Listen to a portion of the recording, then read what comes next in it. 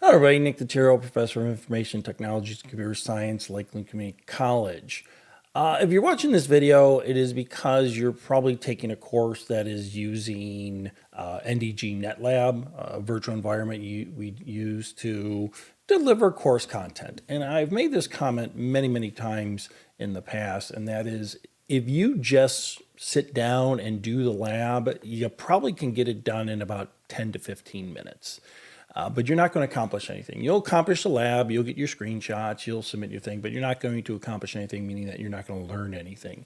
I strongly, strongly encourage you to deep dive into the commands that are presented to you while you have access to the NDG server, while you can do these labs, after you've completed the labs, or actually during the process of completing labs. Take some deep dive into some of these commands that you may otherwise not see. Just completing the lab, yes, you're going to get done 10, 15 minutes. But if you're trying to accomplish a deeper understanding of the material provided, sometimes a simple command, you can deep dive into it and find some very, very interesting things with that. So with that being said, let's take a look at some of these programs.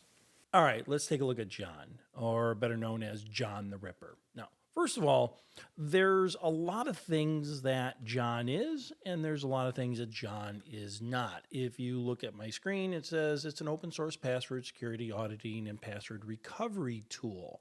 And that really does sum up what John really is. John is, first of all, is not a password cracking tool. It's not designed for you to run or a hacker to run off site to try to brute force into an unknown machine. That's easily thwarted. Most machines have some kind of protocol where you would have maybe something like 3 bad passwords within a minute would shut down that account for a few minutes. And that really does slow down brute force password attacks from an external source. But what Chan does is more of an audit. And what it does is, first of all, you have to have access to the password files. Now, if you're a white hat hacker, that's fine. You should have access to those files, and you basically do an audit of those files. So you'd run John up against those files, and John uses brute force, so he uses a dictionary. So it's important that you put together some kind of dictionary file. And what it does is John goes through that dictionary files, hashes each entry in that dictionary file according to what operating system you might be running John up against, and then it will compare that hash value to the hash value within that account's database. And if it finds 2 hash values that are same, it says, hey, I discovered a weak password. You notice I use the word weak password.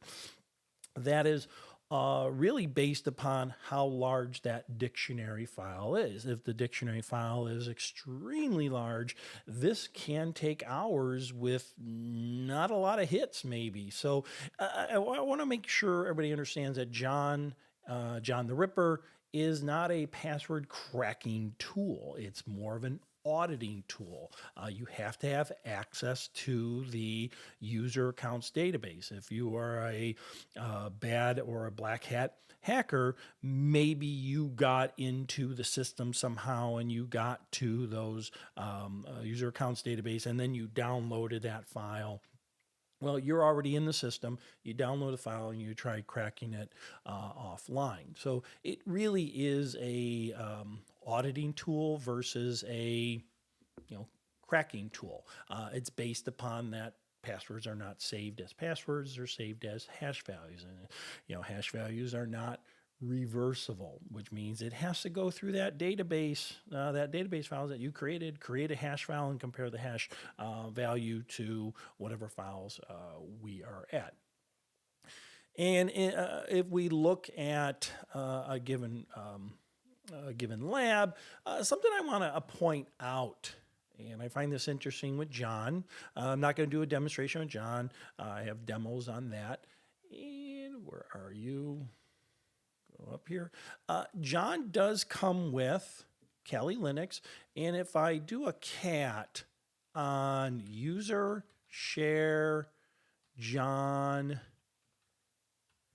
password list, this is a list of the most common passwords that were discovered over a series of years, and you kind of blew by there fairly quickly. Let me do a VI on that